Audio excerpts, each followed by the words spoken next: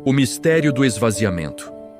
A estrela da manhã que se fez homem. Hoje, convidamos você a contemplar uma história que começou muito antes do tempo existir. Falaremos sobre Jesus, mas para entender sua vinda, precisamos mergulhar no mistério do seu esvaziamento. Imagine a grandeza de um Deus que habita em luz inacessível. No mistério da Trindade, Pai, Filho e Espírito Santo, havia uma harmonia perfeita. Mas, para nos salvar, o Criador decidiu realizar o maior ato de renúncia da história. A Bíblia nos diz, em Filipenses 2:7, que ele esvaziou-se a si mesmo, tomando a forma de servo. Para entender esse esvaziamento, pense em uma estrela. A Bíblia chama Jesus de a resplandecente estrela da manhã. Apocalipse 22:16. Imagine uma estrela colossal, com uma força e um brilho que preenchem galáxias inteiras. Para chegar até nós, essa estrela concentrou toda a sua energia e glória em um movimento de entrega. Como diz em 2 Coríntios 8:9, sendo rico, por amor de vós se fez pobre, para que pela sua pobreza enriquecesseis. Foi como se aquela luz infinita se colapsasse, diminuindo sua forma, mas mantendo todo o seu poder, para caber dentro de uma manjedoura. Ele que é a luz verdadeira que ilumina a todo homem, João 1:9, aceitou o limite do corpo humano para dissipar as nossas trevas. Esse é o mesmo poder de transformação que veríamos mais tarde.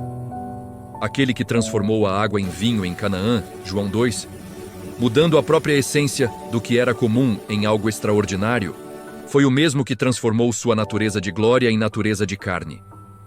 Como está escrito, e o Verbo se fez carne e habitou entre nós. João 1:14. Ao transformar a água, ele mostrou autoridade sobre a criação.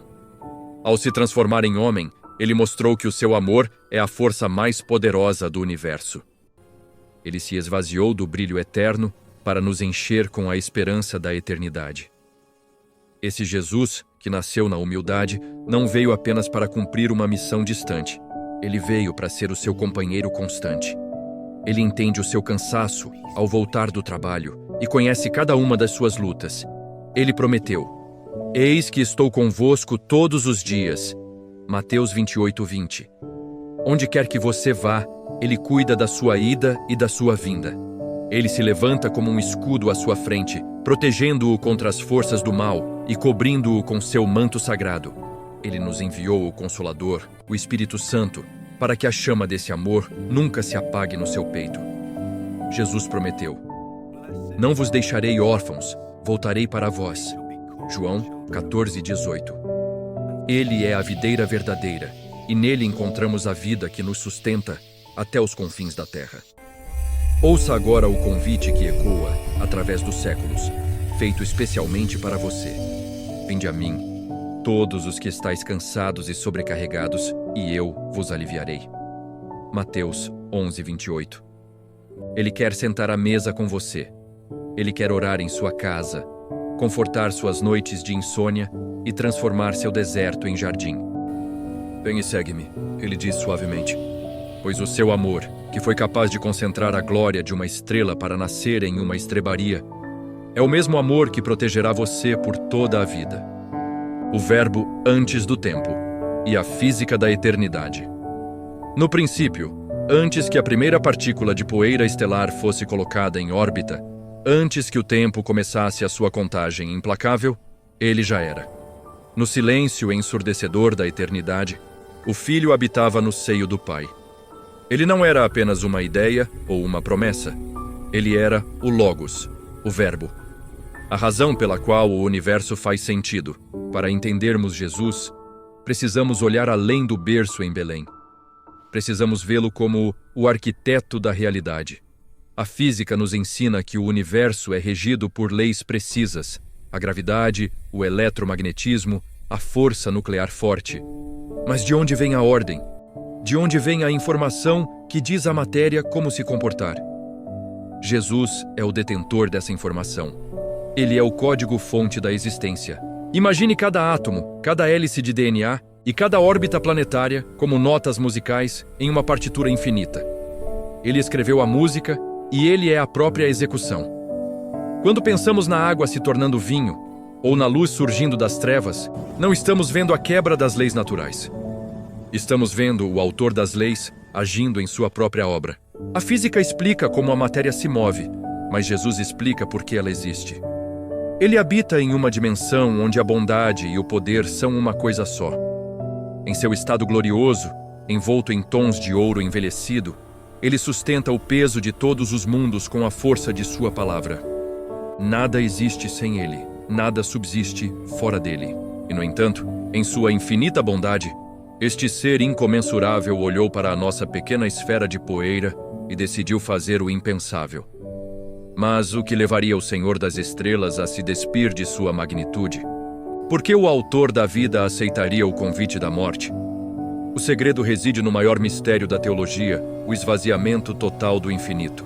A kenosis, o esvaziamento do infinito. Como o infinito cabe no finito?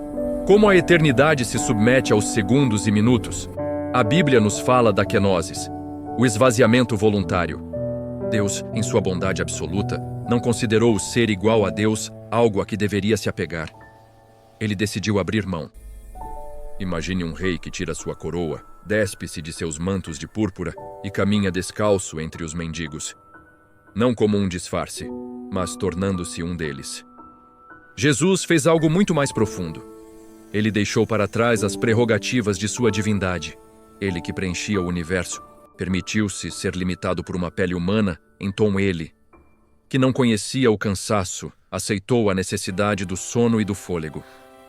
Este esvaziamento é o ponto máximo da narrativa de amor. A física nos diz que a energia tende a se dissipar, mas aqui vemos a energia suprema se concentrando em um único ponto, o ventre de uma mulher. Ele não veio como um raio de luz destruidor, mas como uma semente mansa. Ele aceitou a prisão do tempo. Ele aceitou o calor do deserto e o frio da noite. Por que tal esvaziamento era necessário? Porque o abismo entre o Criador e a criatura só poderia ser atravessado se o Criador se tornasse o caminho. Jesus não veio para nos observar de cima. Ele veio para sentir a nossa sede, para chorar as nossas lágrimas e para sangrar o nosso sangue. O autor das leis da física submeteu-se à biologia para que a biologia pudesse, um dia, ser redimida da morte. A glória em ouro envelhecido foi escondida sob o véu de uma humanidade humilde, para que pudéssemos olhar para Deus sem sermos consumidos por sua santidade. Mas como a natureza reagiria à chegada de seu dono? Antes que o mundo soubesse de seu nome, a linhagem de sangue e as estrelas no céu já estavam sendo movidas. Você consegue imaginar o peso da responsabilidade que repousava sobre uma jovem em uma vila chamada Nazaré? O eco da promessa no Jardim das Sombras. Para entendermos a magnitude do nascimento que estava por vir, precisamos primeiro compreender o abismo que o precedeu. Após a queda no Éden, o universo conheceu uma lei que a física chama de entropia, a tendência irreversível para a desordem, o resfriamento e a morte. O mundo, criado para ser uma sinfonia de vida eterna, começou a desafinar. O brilho original da criação foi ocultado sob o véu de tons marrons e cinzas da mortalidade. Porém inimizade entre ti e a mulher, entre a tua descendência e o seu descendente. Este te ferirá a cabeça, e tu lhe ferirás o calcanhar. Gênesis 3:15. Mas no exato momento em que a escuridão parecia ter vencido, o autor da vida lançou o primeiro decreto de sua contraofensiva. Ele não abandonou a matéria que suas mãos haviam moldado. Ali, entre as sombras do jardim, Deus sussurrou a promessa que ecoaria por milênios. Porém inimizade entre ti e a mulher, esta te ferirá a cabeça. Imagine o peso de 4.000 anos de espera. Cada geração que passava era um átomo a mais, na construção de uma ponte sobre o abismo. O ouro da promessa, em tom ouro envelhecido, foi carregado por pastores, reis, profetas e exilados. Ele sobreviveu às cheias do dilúvio, ao calor escaldante do deserto do Sinai e ao frio das correntes na Babilônia. Deus estava agindo na escala microscópica do DNA humano, protegendo o fio de ouro através de genealogias complexas e improváveis. Enquanto os homens construíam impérios de pedra Deus estava construindo uma linhagem de sangue. Ele estava esperando o momento em que a plenitude do tempo se alinharia com a necessidade da alma humana. A promessa não era apenas uma frase em um pergaminho. Era uma força física que impedia o universo de colapsar totalmente sob o peso do seu próprio erro. O rei estava vindo, e a própria terra, em seu gemido de entropia, já sentia a vibração de seus passos futuros. Nazaré e o portal da biologia sagrada. Nazaré era uma vila feita de pedra e silêncio, um lugar onde o tempo parecia estagnado. Mas em uma tarde qualquer, o portal entre as dimensões foi aberto. O anjo Gabriel, o mensageiro que habita na presença direta do trono, entrou no cotidiano de uma jovem chamada Maria. Não foi um encontro comum, foi uma colisão de realidades. A luz do anjo, em um tom tão puro que tornava o dia opaco, encontrou o bronze da humanidade de Maria aqui. A física encontra o milagre. Gabriel não trouxe apenas uma notícia, ele trouxe a informação primordial. O Espírito Santo, a força que pairava sobre as águas na criação, estava prestes a realizar o seu ato mais ousado, a encarnação. Respondeu o anjo. O Espírito Santo virá sobre você e o poder do Altíssimo a envolverá com a sua sombra. Por isso, o ente santo que há de nascer será chamado Filho de Deus. Lucas 1:35. O Espírito Santo descerá sobre ti. Considere o que isso significa na arquitetura da vida. O criador do DNA estava inserindo seu próprio código no útero de uma criatura. Sem a semente de um homem, a luz do mundo começou a ser tecida em tecidos humanos, ossos e sangue. O esvaziamento de Deus que discutimos antes tornou-se aqui uma realidade biológica. Maria, em sua humildade, tornou-se o primeiro tabernáculo vivo. O universo inteiro deteve-se naquele instante. O sim de Maria foi o gatilho que permitiu ao infinito tornar-se finito. O Verbo, que antes sustentava as galáxias em ouro envelhecido, agora se submetia à proteção do ventre de uma mãe camponesa. A partir daquele segundo, o destino da matéria foi alterado para sempre. Deus não estava mais lá fora nas estrelas. Ele estava aqui dentro, compartilhando cada batida do coração de Maria. O silêncio do carpinteiro e a física da dúvida. Naquela pequena oficina em Nazaré, o ar estava carregado com o cheiro de resina fresca e o peso de um segredo insuportável. José, um homem cuja vida era regida pela régua e pelo prumo, enfrentava agora uma realidade que nenhuma geometria poderia explicar. Maria, a mulher que ele amava com a pureza dos justos, carregava um fruto que não era dele. A física do seu mundo sólido, o mundo da madeira que se corta e do prego que se fixa, havia colapsado. A dúvida é uma força fria. Ela se infiltra nas frestas da alma, como o vento de inverno, nas frestas de uma porta mal ajustada. José não era um homem de palavras rápidas, era um homem de ações retas. Ele meditava sobre a lei, e a lei era clara. Mas o amor operava em uma frequência que a lei ainda não havia codificado totalmente. Ele decidiu deixá-la secretamente. Mateus 1:19. Ele preferia o exílio do próprio coração a ver o brilho de Maria se apagar sob as pedras do julgamento público. Ele estava disposto a ser o vilão da história para salvar a protagonista do céu. Mas o autor da vida não permitiria que o guardião do mistério caminhasse no escuro. Enquanto José caía em um sono exausto, em meio às sombras, no plano espiritual se manifestou. A ciência nos diz que os sonhos, Mateus 1:20, são subprodutos da mente. Mas naquela noite, o cérebro de José tornou-se uma interface. O anjo Gabriel não apareceu em uma luz ofuscante de vigília, mas entrou na arquitetura do subconsciente de José. José, filho de Davi, não temas. O anjo usou o título real. Ele lembrou ao carpinteiro que seu sangue carregava a herança dos reis. O medo, que é a ausência de informação divina, foi substituído pela revelação. O anjo explicou que o que estava no ventre de Maria era informação pura de Deus, o Espírito Santo. Ao acordar, a oficina não parecia mais um lugar de desespero. A luz da manhã revelou que as ferramentas de José tinham agora um novo propósito. Ele não apenas construiria mesas e portas, ele construiria a proteção para o Salvador do mundo. O sim de José foi silencioso, mas tão firme quanto a rocha de Israel. O decreto de Roma e a geopolítica do céu. Enquanto a paz voltava ao coração de José, o mundo exterior entrava em movimento por ordem de um trono distante. Em Roma, envolto em mármore e poder, César Augusto assinou um decreto. Para ele, era apenas estatística: contar súditos para cobrar impostos. Mas na física do reino de Deus, aquele decreto era a ignição de uma profecia de 700 anos. Miqueias havia escrito que o Messias nasceria em Belém, mas Maria e José estavam em Nazaré. Como mover uma família grávida por 130 quilômetros de terreno hostil? Lucas 2:1. Deus não moveu montanhas. Ele moveu o coração do homem mais poderoso da terra. César Augusto achava que era o senhor do destino, mas ele era apenas a caneta nas mãos do verdadeiro escritor. O decreto romano foi o vento que empurrou a arca da nova aliança para o seu porto de destino. Imagine a cena de milhares de pessoas cruzando as estradas poeirentas da Judéia. O som das sandálias batendo na terra seca, o choro das crianças, o cansaço dos animais. No meio dessa massa humana, um carpinteiro guiava um animal que carregava o tesouro do universo. Cada passo de Maria era uma contagem regressiva. Cada colina subida era um esforço físico que refletia o esforço espiritual da encarnação. Eles caminhavam em direção à casa do pão, Belém. A física da jornada era cruel. O sol de rachar durante o dia e o frio penetrante da noite. Mas o esvaziamento de Jesus continuava.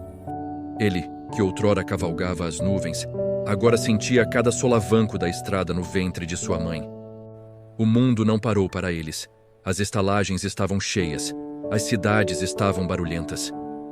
O Criador estava chegando como um estranho em sua própria terra, movido pela burocracia de um império que um dia se curvaria diante dele.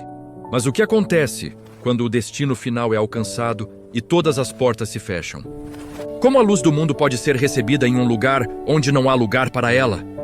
Prepare seu coração, pois estamos prestes a entrar no estábulo onde o tempo e a eternidade finalmente se fundiram. O cansaço em Belém e as portas de pedra. Belém não era mais a pacata vila dos pastores. Sob o decreto de Roma, ela havia se tornado um caldeirão de humanidade apressada. O pó das estradas cobria os rostos de viajantes cansados. Entre eles, quase invisíveis, estavam José e Maria. Imagine a exaustão física que pesava sobre os ombros de José. Seus olhos buscavam desesperadamente um vislumbre de hospitalidade. Ao seu lado, Maria sentia a pressão do tempo. A biologia da encarnação estava chegando ao seu limite.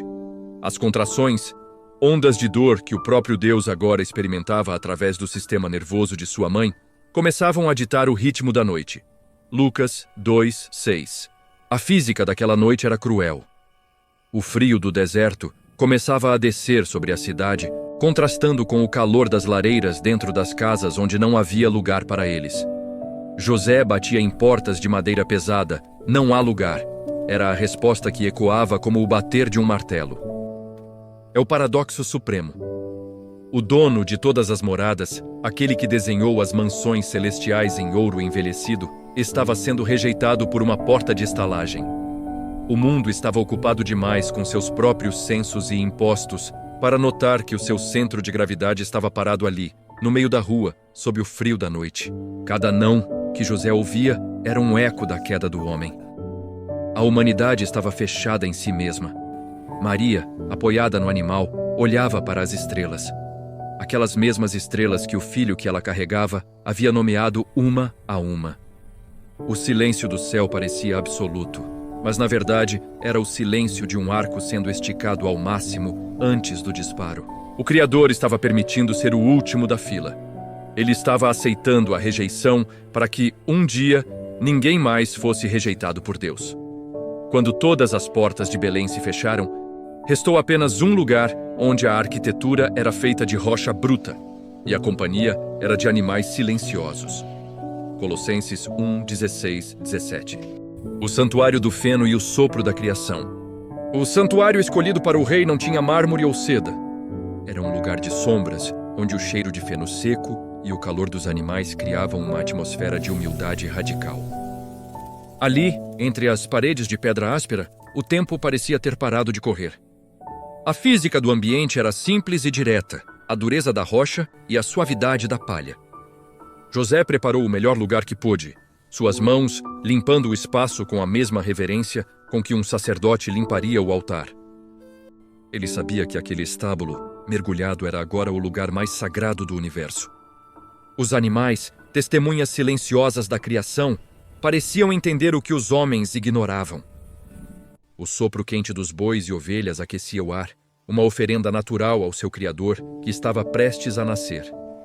Não havia coros humanos, apenas o som da respiração pausada de Maria e o estalar da palha. Maria olhava para a manjedoura, o coxo de madeira onde os animais se alimentavam. Naquele objeto simples residia um simbolismo profundo. Aquele que se chamaria o pão da vida seria colocado exatamente ali, no lugar do alimento. Imagine a luz de uma pequena lamparina refletindo nos olhos de Maria. Ela estava entre o céu e a terra. O esvaziamento total estava quase completo. O Deus infinito estava prestes a dar o seu primeiro suspiro de oxigênio terreno. A luz começava a pulsar de forma invisível dentro daquele estábulo, preparando o mundo para o impacto. O Verbo estava pronto para se tornar o grito de uma criança. A eternidade estava a segundos de distância de colidir com o momento presente. O palco está montado. A escuridão da noite de Belém está prestes a ser rasgada por uma luz que nenhuma física pode explicar. Você consegue sentir a tensão no ar antes que o primeiro choro do Salvador mude o destino de cada alma que já viveu? O próximo instante será o maior milagre de todos os tempos. O grito que ecoou na eternidade. O nascimento. No silêncio denso de uma gruta de calcário, rodeado pelo calor humilde dos animais, o impensável aconteceu. A física, que dita que o Criador é maior que a criatura, foi subvertida. Aquele que sustenta os pilares do universo em ouro envelhecido, soltou o seu primeiro choro humano. Não foi um grito de guerra, mas o choro frágil de um recém-nascido, quebrando o silêncio da noite de Belém e, ao mesmo tempo, quebrando as correntes da entropia que escravizavam o mundo. Nesse instante, o Verbo fez-se carne. Imagine as mãos de Maria, trêmulas e exaustas, tocando pela primeira vez a pele daquele que ela mesma ajudou a formar. O autor das leis naturais submeteu-se à primeira lei da vida terrena, a necessidade do oxigênio. Cada inspiração do menino era um milagre de ajuste fino. A luz do mundo, o primordial, estava agora envolta em pano simples e deitada sobre o feno. A glória divina não foi anulada, foi concentrada. Naquela manjedoura de madeira repousava o centro de gravidade de toda a existência. O esvaziamento estava completo. O Deus Altíssimo era agora um bebê que dependia do calor de uma mãe. José, o guardião silencioso, contemplava o mistério com lágrimas nos olhos. Ele via naquelas pequenas mãos o poder que acalmaria tempestades. Ele via naqueles olhos que se abriam para a luz da lamparina o olhar que perdoaria a humanidade.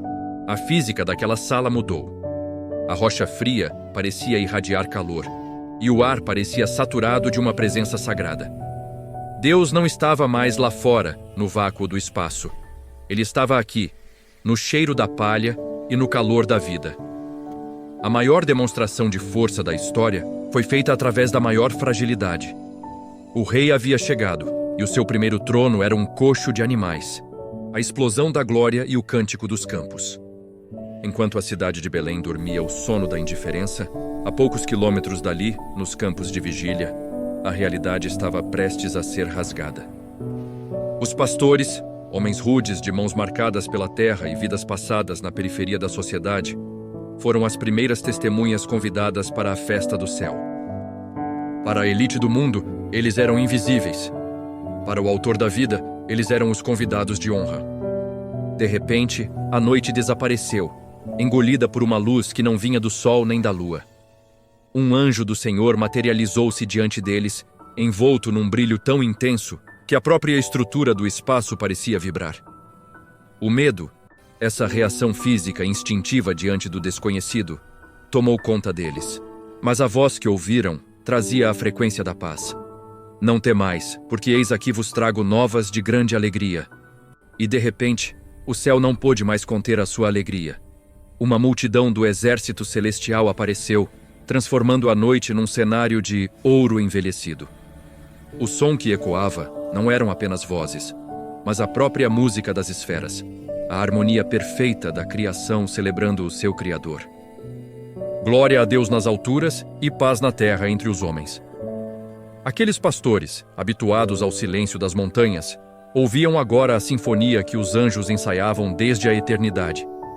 A física daquela revelação foi um presente ao simples. O céu tocou a terra para dizer que o tempo de separação havia acabado. Os pastores não ficaram parados. Eles correram. Seus pés batiam na terra seca em direção à luz que brilhava na estrebaria. Eles foram os primeiros a ver o paradoxo. O Deus que os anjos adoram, deitado entre o gado. Naquela noite, a hierarquia do mundo foi invertida. A glória foi revelada aos humildes e o caminho para o trono passou a ser o caminho da manjedoura. A jornada até aqui foi longa, atravessando milênios de promessas e silêncio. Mas agora que o menino nasceu e os anjos cantaram, o que acontecerá quando o mundo de Herodes e os reis do Oriente descobrirem que o novo rei não usa ouro, mas sim a autoridade da verdade? A história está apenas a começar. O encontro da terra com o céu, a adoração dos pastores. Eles vieram com o cheiro do campo e a poeira da vigília impregnada em suas vestes de lã. Aqueles homens que raramente eram convidados a entrar nas casas da cidade foram os primeiros a atravessar o portal do santuário de Deus. Quando chegaram à entrada do estábulo, o ritmo de seus corações mudou. A urgência da corrida deu lugar a um silêncio reverente. Ali, entre o feno seco e o hálito quente dos animais, eles viram o que os anjos haviam anunciado. A cena era de uma simplicidade que desafiava a lógica da grandeza humana. Não havia exércitos, não havia tronos de mármore. O que eles encontraram foi um casal de camponeses e um bebê envolto em faixas simples, descansando em uma manjedoura de madeira. Mas a física daquele ambiente era diferente de tudo o que conheciam. A luz que emanava da criança não iluminava apenas o estábulo. Ela parecia iluminar o interior das almas daqueles homens. Imagine aqueles pastores cujas vidas eram marcadas pela dureza do clima e pela solidão dos campos ajoelhados sobre a palha em suas mãos calejadas. Acostumadas a segurar o cajado e a proteger as ovelhas de lobos, agora se uniam em adoração diante do Cordeiro de Deus. Eles contaram a Maria e José sobre a visão dos anjos, sobre a música das esferas que havia rasgado a noite. Maria guardava cada uma daquelas palavras em seu coração como se estivesse colecionando pérolas em ouro envelhecido. Ali, na periferia do mundo, a humanidade e a divindade se abraçaram. A vinda de Jesus não foi um evento para os palácios, mas uma declaração de amor para os esquecidos. A estrela de Belém, a assinatura do arquiteto. Enquanto os pastores adoravam na terra, o céu mantinha sua própria vigília. No vasto teatro do espaço, uma luz singular começou a dominar o firmamento. A estrela de Belém não era apenas um objeto físico, era a assinatura do arquiteto do universo. Para a ciência, as estrelas são esferas de plasma governadas pela fusão nuclear e pela gravidade. Mas aquela estrela em ouro envelhecido operava sob um decreto superior. Ela era a informação pura de Deus, convertida em fótons. Um farol espiritual que marcava o ponto exato onde a eternidade havia colidido com o tempo. A física da luz nos diz que ela viaja a 300 mil quilômetros por segundo, carregando imagens do passado. Mas aquela estrela apontava para o futuro. Ela era o GPS da graça, movendo-se com uma intenção que desafiava as órbitas conhecidas. No Oriente, mentes sábias e olhos atentos aos céus notaram a anomalia. Eles entenderam que o universo estava anunciando uma mudança em sua estrutura fundamental. A estrela era o elo entre o cosmos e a manjedoura, provando que o nascimento de Jesus não era um evento local, mas um evento galáctico. Imagine o raio dessa estrela descendo como um fio de seda, tocando o teto humilde daquele estábulo em Belém. O contraste é arrebatador. A imensidão do universo focada em um coxo de animais. Deus estava dizendo que aquele que criou as galáxias é o mesmo que agora se sujeitava à fragilidade de um corpo humano. A luz da estrela era o testemunho de que nada no universo é por acaso. Cada átomo, Cada planeta e cada estrela foram feitos para culminar naquele momento. A escuridão fora vencida não por uma explosão de poder, mas por uma luz mansa que guiava o homem de volta para casa. Os mensageiros do Oriente e os presentes proféticos. Longe das colinas da Judéia, nas terras onde o sol nasce e a ciência dos astros era uma forma de adoração, homens de profunda sabedoria observavam o cosmos. Eles não eram apenas reis, eram os magos, buscadores da verdade que entendiam que a física do céu era um pergaminho escrito pelo próprio Deus. Quando a estrela de Belém surgiu, ela não foi apenas um evento astronômico para eles, foi um convite. Eles deixaram o luxo de seus palácios e a segurança de seus observatórios para seguir um sinal que desafiava a lógica da navegação comum. A jornada foi longa, marcada pelo calor abrasador das areias e pelo frio cortante das noites. Cada passo era um ato de fé. Imagine a conversar desses sábios ao redor das fogueiras, discutindo como o autor das leis naturais poderia ter nascido como um simples mortal. Ao chegarem à casa onde Maria e o menino estavam, o contraste foi absoluto. A riqueza do Oriente ajoelhou-se diante da simplicidade de Nazaré. Eles abriram seus tesouros e entregaram presentes que eram, na verdade, profecias em forma de matéria. O ouro envelhecido, reconhecendo a realeza daquele que não tinha coroa terrena. O incenso em tons de subindo como oração, reconhecendo a divindade daquele que era o sumo sacerdote eterno. E a mirra, em um perfume usado para sepultamentos, reconhecendo a humanidade e o sacrifício futuro daquele que nasceu para morrer pela humanidade. A ciência, a riqueza e o poder do mundo curvaram-se diante de uma criança. Os magos entenderam o que Herodes temia, que o verdadeiro reino não se constrói com exércitos, mas com a autoridade da verdade encarnada. O abraço do tempo, Simeão e o templo. 40 dias após o nascimento, Maria e José subiram as escadarias do templo para cumprir a lei. Eles carregavam 2 pombinhos, a oferta dos pobres, e aquele que era o dono de todo o templo. Naquele vasto cenário de pedra e tradição, vivia Simeão. A física do seu corpo estava desgastada pelos anos, mas o seu espírito estava mais vibrante do que nunca. O Espírito Santo lhe prometera que ele não veria a morte antes de tocar a consolação de Israel. Imagine o momento em que os olhos turvos de Simeão encontraram o rosto do menino. Não foi uma coincidência, foi um alinhamento divino. Quando ele tomou Jesus em seus braços trêmulos, o tempo e a eternidade se abraçaram. Um homem que estava de saída do mundo segurava aquele que estava chegando para salvá-lo.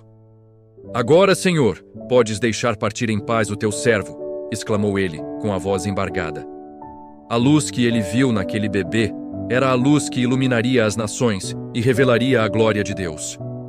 Mas a profecia de Simeão também trouxe a sombra do sacrifício. Ele olhou para Maria e disse: "Uma espada atravessará a tua própria alma."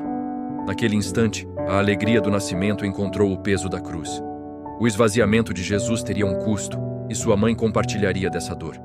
Ali perto, a profetisa Ana, com seus 84 anos de vigília e oração, começou a proclamar a todos que a redenção havia chegado.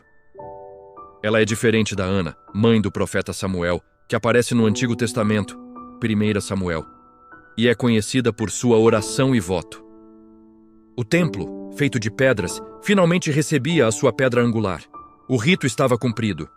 O menino que os anjos cantaram e os reis adoraram estava agora legalmente apresentado ao seu povo. Mas o reconhecimento no templo e a visita dos magos despertaram um monstro que dormia em Jerusalém. O ódio de Herodes começaria a traçar um plano de escuridão. Como a luz do mundo escaparia da fúria de um rei humano?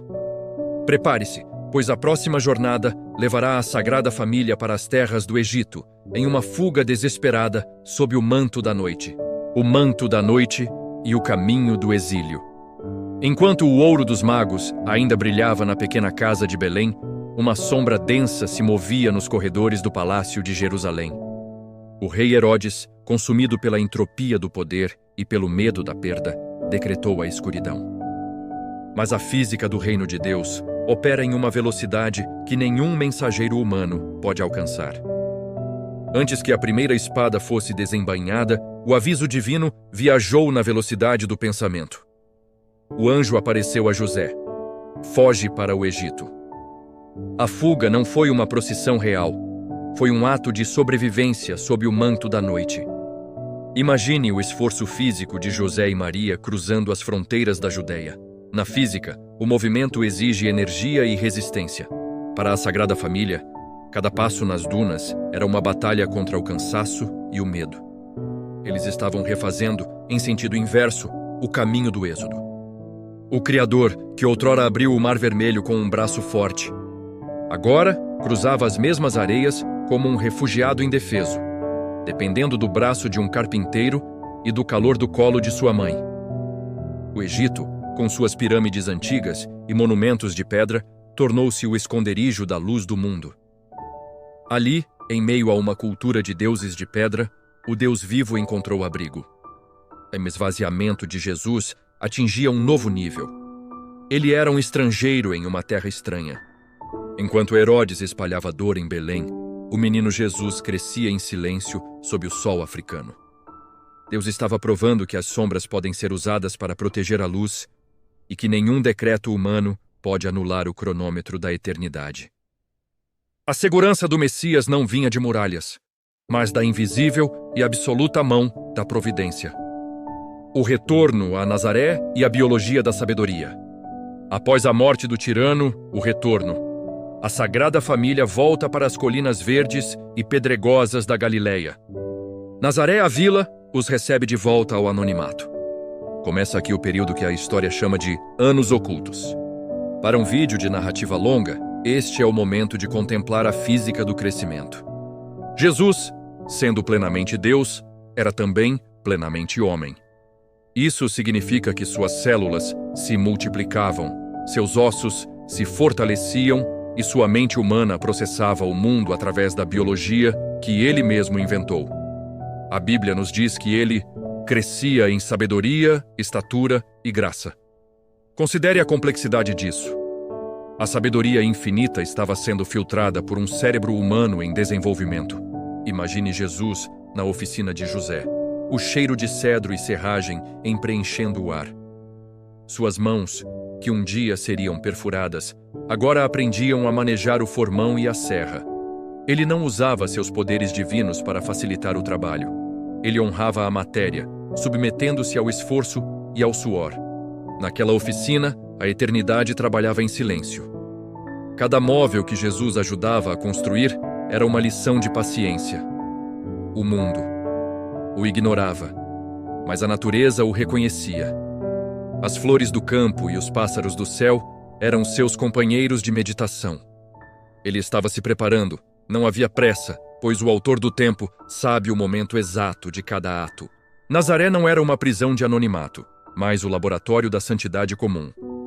Ali, o Rei do Universo santificou o trabalho simples, provando que a glória de Deus pode brilhar tanto no brilho de uma estrela quanto no pó de uma carpintaria.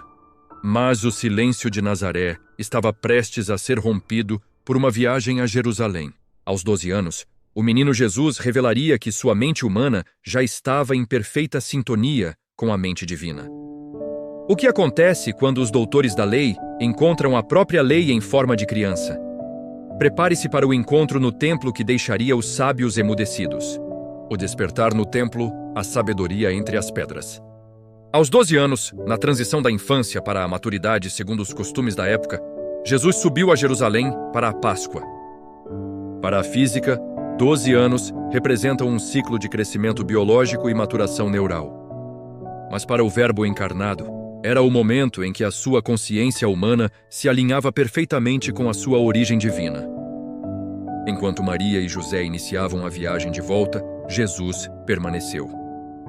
Ele não se perdeu por descuido, ele se encontrou em sua própria casa. Imagine a cena. Os maiores intelectos de Israel, homens que dedicaram décadas ao estudo das letras em ouro envelhecido, estavam agora emudecidos. Diante deles, um menino cujos olhos brilhavam com a luz da verdade absoluta. Jesus não estava apenas citando a lei. Ele estava explicando a intenção por trás da lei. A física daquela conversa era um fenômeno de ressonância. A palavra de Deus, ressoando através das cordas vocais de uma criança. Os doutores da lei conheciam o texto, mas Jesus conhecia o escritor. Ele falava com uma autoridade que não vinha de pergaminhos, mas de uma memória eterna.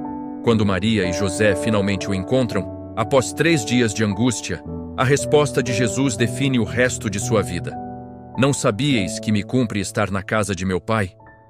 Pela primeira vez, o filho de Maria revela publicamente que sabe ser o Filho de Deus. O esvaziamento de Deus continuava, pois ele voltou com eles para Nazaré e lhes era submisso. A majestade do universo aceitou a autoridade de pais humanos.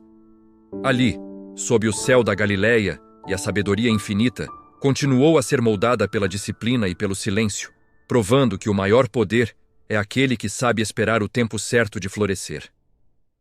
Os anos de maturação, o carpinteiro do infinito. Entre os 12 e os 30 anos, o silêncio das Escrituras é preenchido pelo som do trabalho. Jesus tornou-se o carpinteiro da vila. Considere a física do trabalho para o Criador da matéria. Aquele cujas mãos projetaram a estrutura das montanhas, agora usava suas mãos para projetar arados e mesas. Ele conhecia a resistência da fibra da madeira e a dureza do ferro. Em cada batida do martelo, havia uma submissão voluntária às leis da fadiga e do suor que ele mesmo estabeleceu para a humanidade caída. Nazaré, com seu solo, era o laboratório onde a divindade de Jesus era temperada pela experiência humana comum. Ele não vivia em um palácio de mármore, mas entre o povo que sentia fome, sede e dor. Ele observava a semente cair na terra, o fermento levedar a massa e o pastor buscar a ovelha perdida. Imagens que um dia se tornariam as parábolas mais famosas da história. A sua preparação não era acadêmica, era existencial. Ele estava absorvendo a realidade da criação para que, quando chegasse a sua hora, suas palavras tivessem o peso da vida vivida. Durante quase 2 décadas, o mundo esperou em silêncio. A natureza, em seu gemido de entropia, aguardava o sinal. As estrelas continuavam suas órbitas, inconscientes de que o seu dono estava ali, em uma vila esquecida, cobrindo-se de serragem para ganhar o pão de cada dia. Mas o cronômetro da eternidade estava chegando ao fim.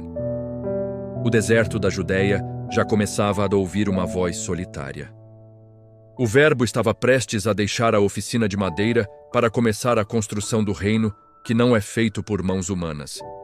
Mas antes que o Messias se revelasse ao mundo, um precursor deveria surgir nas areias escaldantes do Jordão.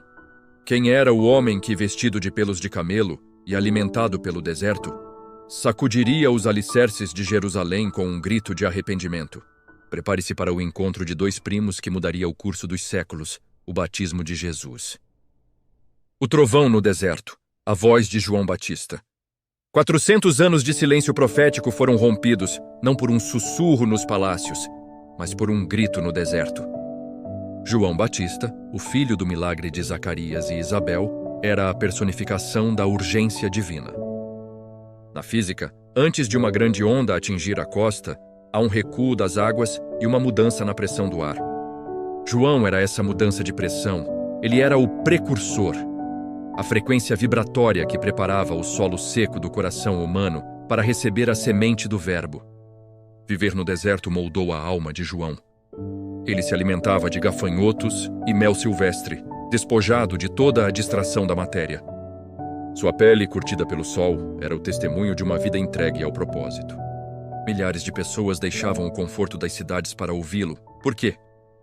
Porque ele falava com uma autoridade que a religião institucional havia perdido. "Arrependei-vos!" exclamava ele. O batismo de arrependimento nas águas do Jordão era um símbolo físico de uma limpeza profunda da informação da alma. Ele sabia que não era a luz, mas a sentinela que anunciava o nascer do sol. A sua voz era o trovão que precedia o relâmpago eterno. Imagine a tensão espiritual naquelas margens. O povo perguntava se ele era o Messias, mas João, em sua humildade profunda, apontava para o futuro. "Eu vos batizo com água, mas aquele que vem após mim vos batizará com o Espírito Santo e com fogo." Ele entendia a física da sua missão. Ele era o hidrogênio que preparava a combustão divina. Enquanto ele mergulhava os arrependidos na correnteza, Seus olhos buscavam na multidão aquele cujo rosto ele conhecia desde o ventre. O deserto estava pronto. O caminho estava reto. O portal do Jordão estava prestes a tornar-se o palco da maior coroação que o tempo já viu. A coroação nas águas, o batismo e a voz do Pai. No momento em que Jesus de Nazaré desceu as águas do Jordão, a física e a metafísica tornaram-se uma só. O Criador da água estava agora sendo envolvido por ela. João, ao ver Jesus, sentiu o choque da realidade divina. Eu é que preciso ser batizado por ti, sussurrou ele. Mas Jesus, em seu esvaziamento contínuo, insistiu na justiça da submissão. Ele, o Imaculado, identificou-se com a humanidade pecadora. Ao mergulhar naquelas águas, Jesus não estava sendo limpo. Ele estava santificando o elemento água para toda a criação. Ao sair da água, o tempo parou. A membrana entre as dimensões foi rasgada. A física do mundo visível não pôde conter a glória do invisível. Os céus se abriram. E não foi uma metáfora. Foi uma ruptura na estrutura do espaço. Uma luz mais pura que a luz das estrelas desceu em forma corpórea, como uma pomba, e repousou sobre ele. Era o Espírito Santo, a energia criadora, selando a humanidade de Jesus para o ministério que mudaria o universo. E então, uma frequência que nenhum ouvido humano poderia processar sem a graça de Deus ecoou do infinito. A voz do Pai, em tons de ouro envelhecido, preencheu o Vale do Jordão. Este é o meu filho amado em quem me comprazo. Ali, diante de pastores, soldados, pecadores e profetas, a Santíssima Trindade foi revelada na matéria. O Pai na voz, o Espírito na luz e o Filho na carne. O esvaziamento de Deus atingia o seu propósito. Deus estava agora plenamente presente, identificado e aprovado aos olhos da história. O carpinteiro de Nazaré morria para o mundo, e o Messias de Deus nascia para a sua missão. A jornada até o nascimento e a preparação estava concluída. O reino de Deus não era mais uma promessa distante. Ele havia chegado, e as águas do Jordão ainda vibram com o eco daquela aprovação eterna. O Filho foi batizado, o Espírito desceu e o Pai falou. Mas o caminho da glória passa primeiro pela prova. Antes que Jesus cure os enfermos e ressuscite os mortos, ele deve enfrentar o próprio abismo no deserto. Você está pronto para ver como a luz do mundo enfrentará o príncipe das trevas em 40 dias de silêncio e fome? A batalha pelo seu coração começou agora. A essência humana do Verbo, como era Jesus. Mas o que realmente cativava as pessoas era o seu olhar. Seus olhos tinham a cor da terra fértil de Israel após a chuva. Quando Jesus olhava para alguém, não via apenas a carne ou as vestes. Ele via os códigos da alma, a estrutura molecular da dor e da esperança. Sua voz tinha uma frequência que acalmava o sistema nervoso, uma ressonância de ouro envelhecido que fazia os corações vibrarem em uma paz que a ciência não pode explicar. Ele exalava o cheiro de linho limpo, de ervas do campo e de honestidade. Ao seu redor, as crianças sentiam-se seguras e os pecadores sentiam-se perdoados antes mesmo dele falar. Ele era a harmonia perfeita, caminhando em um mundo desajustado. Os reis do mistério, os 3 magos do Oriente. Eles vinham de onde o sol nasce, atravessando fronteiras que a maioria dos homens temia. Os magos não eram apenas viajantes, eram a elite intelectual e espiritual do Oriente. Imagine homens de porte majestoso, com barbas longas e cuidadas, vestindo sedas pesadas e veludos, eles traziam consigo o cheiro de terras distantes.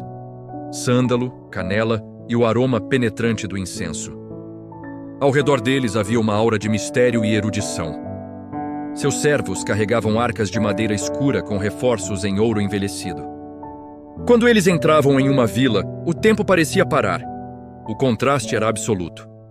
A sofisticação astronômica do Oriente curvando-se diante da simplicidade de uma casa de pedra. Seus rostos eram marcados pela observação das estrelas, com olhos que buscavam padrões no caos. Ao entregarem o ouro, o incenso e a mirra, eles não estavam apenas dando presentes, estavam reconhecendo que toda a ciência e riqueza do mundo eram sombras diante da luz que repousava no colo de Maria. As vozes do céu e da terra, os que profetizaram. Ao redor de Jesus, o céu e a terra mantinham um diálogo constante. Primeiro, houve Gabriel. Os anjos bíblicos não eram figuras frágeis, eram sentinelas de energia pura. Gabriel manifestava-se como uma explosão, uma presença tão densa que a gravidade parecia mudar ao seu redor. Sua voz não viajava pelo ar, mas vibrava diretamente no espírito de quem o ouvia, como o som de muitas águas em ouro envelhecido. Depois, houve os profetas humanos, Simeão e Ana, no templo. Imagine a textura da pele de Simeão, como um pergaminho antigo, marcado por décadas de vigília. Seus olhos eram nublados pela idade, mas brilhavam com uma visão espiritual que atravessava o tempo. Ana, com seus 84 anos, movia-se como uma sombra leve pelos pátios do templo, exalando o perfume do jejum e da oração. Eles foram os primeiros humanos a ler a informação divina no rosto do bebê Jesus. Eles não precisavam de milagres visíveis. Eles sentiam a vibração do Criador na fragilidade daquela criança. A vida ao redor, o povo e a terra. Ao redor de Jesus, a vida era vibrante e terrosa. As pessoas comuns, os pastores com cheiro de lã e campo, os pescadores com as mãos marcadas pelo sal e pelas redes, as mulheres que buscavam água em cântaros de barro, era um mundo de texturas fortes. O barulho dos mercados, o grito dos vendedores de pombas, o tilintar das moedas de bronze. Mas quando Jesus passava, a entropia do dia a dia era interrompida. As pessoas sentiam uma ordem sendo restaurada. Onde havia caos de vozes, surgia um silêncio atento. Onde havia o cinza da desesperança, as cores tornavam-se mais vivas, como se a própria luz de Jesus realçasse a realidade. A vida ao redor dele era um mosaico de humanidade necessitada, todos gravitando, consciente ou inconscientemente, em direção ao único que possuía a autoridade sobre a matéria e o espírito. A alquimia da fé, o simbolismo dos presentes. O ouro, a matéria da eternidade. O primeiro presente a ser retirado foi o ouro envelhecido. Na tabela periódica da criação, o ouro é o elemento 79.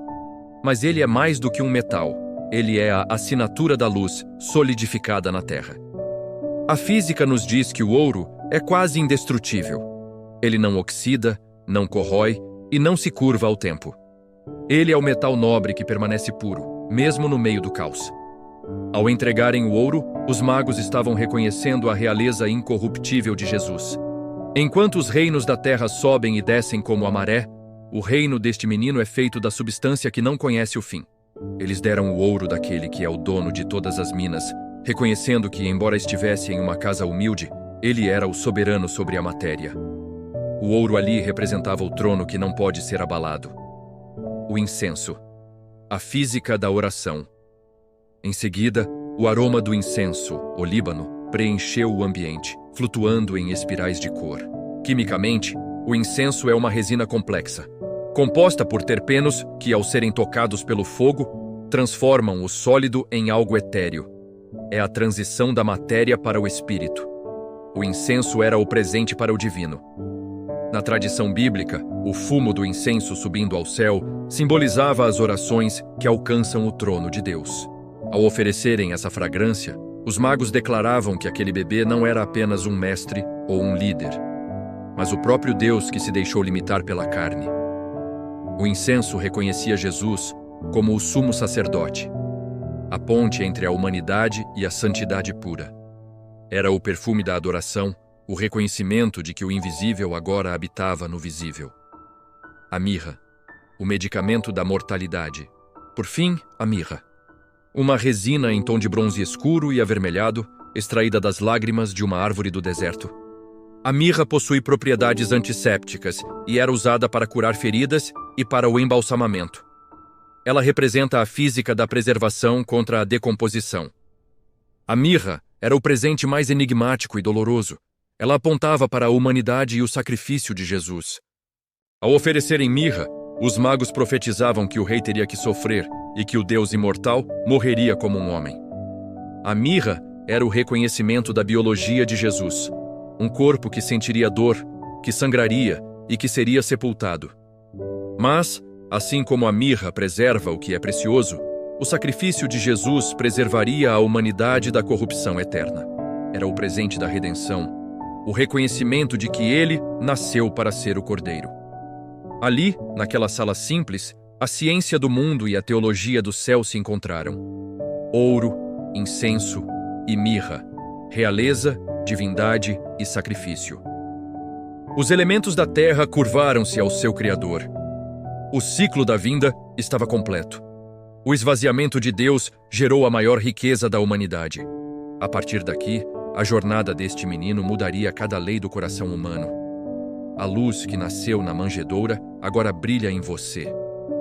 Que a harmonia desta história guie seus passos, pois os caminhos da fé são trilhados por aqueles que, como os magos, sabem reconhecer a glória de Deus escondida na simplicidade da vida. Chegamos ao fim desta jornada, mas a mensagem que ela carrega é eterna. Para que esta obra não pare e para que a palavra do Senhor continue alcançando corações sedentos por paz e verdade, a sua ajuda é fundamental. Se esta narrativa tocou a sua alma, manifeste sua gratidão deixando o seu like. Ao se inscrever no canal, você se une a uma comunidade de fé que busca a profundidade das Escrituras. E não guarde essa luz apenas para você. Compartilhe este vídeo e transforme a vida de alguém, levando a esperança que só Jesus pode oferecer. Este é o Caminhos da Fé, Narrativas Sagradas, o canal que toca o seu coração ao coração de Deus.